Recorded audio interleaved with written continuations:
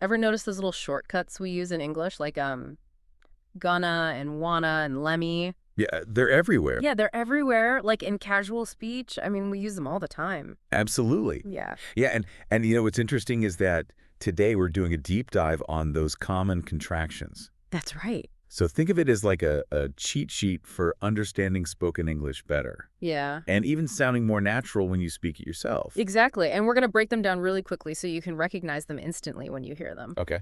So let's jump right in with, I guess, one of the most common ones, gonna. Sure. You've definitely heard this one, right? Oh, yeah, all the time. Gonna, it's just a more relaxed way of saying going to. Right. So like when you hear, I'm going to call you later, Right. it just means I'm going to call you later. Exactly. It's like the quick and easy way to talk about future plans. Right. It just rolls off the tongue so much easier. It does, yeah.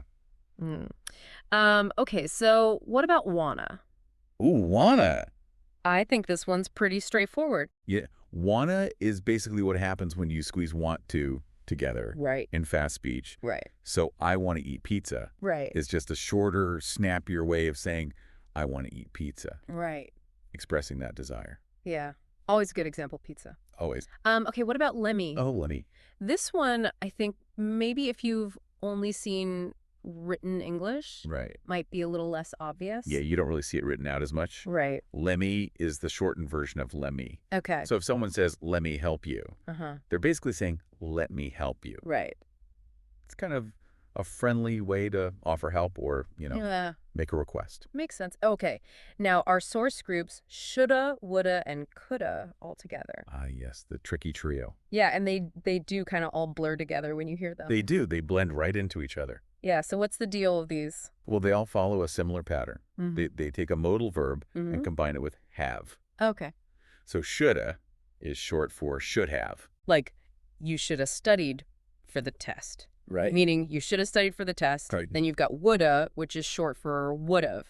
Okay. Like, I woulda come, but I was busy. Right. Which means I would have come, but I was busy. Right. And then there's coulda, short for could have, as in she Well, could have won the race, meaning she could have won the race. right. And they all kind of deal with these past possibilities. Oh, yeah, or obligations. Exactly. Yeah. Okay, cool. Yeah. So then there's gotta. Gotta. This one always feels a little more urgent. Right. It's got that need to do it now vibe. Yeah. So gotta is a contraction of either gotta or have to. Okay. Like, I gotta go now Yeah. is basically the same as I have to go now. Exactly. That sense of necessity. Okay, now this last one is interesting. Gonna, gotta. Oh, yeah, gonna gotta. Now we're getting into the really informal stuff. Yeah, it sounds almost like a kid talking. It does. It's super casual and not as common as the others, but it does pop up. Yeah. And basically, gonna, gotta means going to have to. Right. So if you hear someone say, gotta wake up early tomorrow. All right. They're saying, I am gonna have to wake up early tomorrow, but in like a super relaxed way. Right. Right. Like two future tenses combined. Right. It's very interesting. Yeah, it is. So if you're listening to someone speaking English,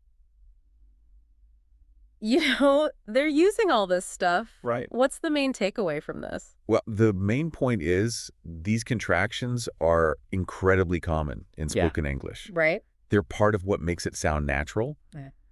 And, if you can recognize them, Uh-huh. it'll make understanding spoken English so much easier for you. Sure. And hey, if you feel comfortable, you can even try using them yourself. Yeah.